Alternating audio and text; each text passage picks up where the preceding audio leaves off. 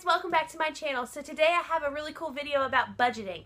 No, it's not everybody's favorite subject, but it is good to learn as we adult through this life.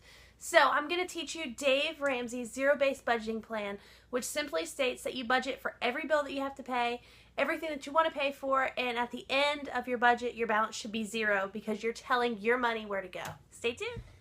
Hey guys, so today I'm going to show you the 2 steps that you need to write your own budget.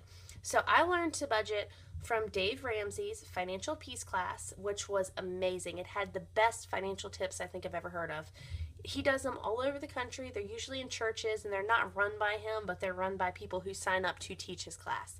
I'm going to link down below where you can find a class in your area because I think that everybody could benefit from this. But to write your own budget, it's super easy. You just have to be consistent. You have to sit down and write your budget every month. And I used to hate a budget, but Dave Ramsey said something that was really cool. He said, a budget does not mean that you are poor. A budget simply means that you're telling your money where to go. Dave Ramsey does a zero-based budgeting plan, which means after we budget for everything, our money left over should be zero because you've budgeted for all your bills, all your spending money, all your food, all your gas, and all your savings so that you're telling exactly every penny down to the last cent where to go. So it's really, really simple. There's only 2 steps. So the first step is that you have to break your money down into categories. Simply means tell your money where to go. So what you need to do is you need to write down everything that you pay for in a month. Rent, utilities, credit card, car payment, phone bill, insurance. You need to know the date that it's due and also how much it is. So I've made a little fake budget so I can kind of explain this to you. Also, things that you need to add are things like food. Food you don't pay for once a month, you usually pay for every paycheck. So that's why I don't have a date, but I'm going to spend $100 in this little budget. And then also spending money, because let's be honest, you're not going to stick to a budget if you don't include any spending money. You're going to get really old really fast. And then lastly, savings, because most budgets are geared towards people who want to save money. So now that I have all my categories, I know when everything's due, I know the exact amount I have to pay on everything. The second step is to simply write your budget. I write my budget based on my paychecks. If you get paid once a month, then you only have 1. If you get paid every week, then you'll have 4. If you get paid bi-weekly, then you'll have 2, like I have here. So on my little mock budget this month, I'm going to get paid on the 8th and then again on the 19th. So what I need to do is I need to go to my budget, and I know that this first check is going to have to pay for anything up until the 18th, which is going to be those top 3. So I'm going to write rent, which I'm going to pay $400, utilities. Hope I don't run out of room, but I might. If you hear my dog barking in the background, it's a thunderstorm, and he's not the happiest when it's thundering. And 30. Okay, so I have my rent for $400, my utilities for $50, my credit card for $30. The next thing that's due is on the 20th. I get paid again on the 19th. So these are the only bills I have to worry about. But then I need also my food, so I can eat because I like to eat. Gas, because we don't want our car to run out of gas. And also spending money, which I'm just going to put SM, which is going to be $100. So altogether, my bills total $700. So let's say that I get paid a $1,000 check.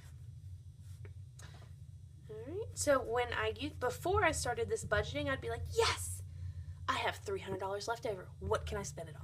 But now I've accounted for all my bills, all my spending money, all my food, all my gas. That's $300 that I'm going to put into savings.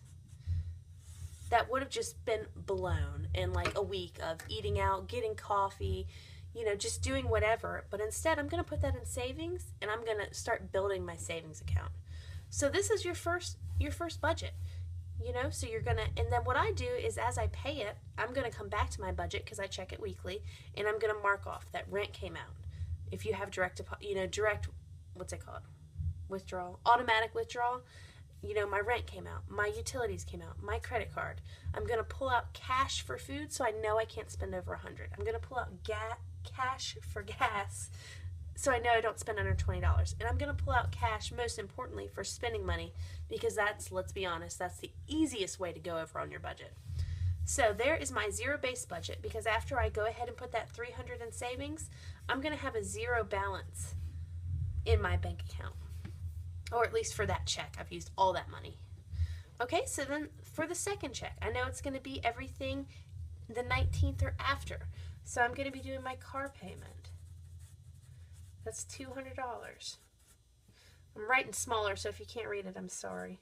Phone bill, that's going to be $30.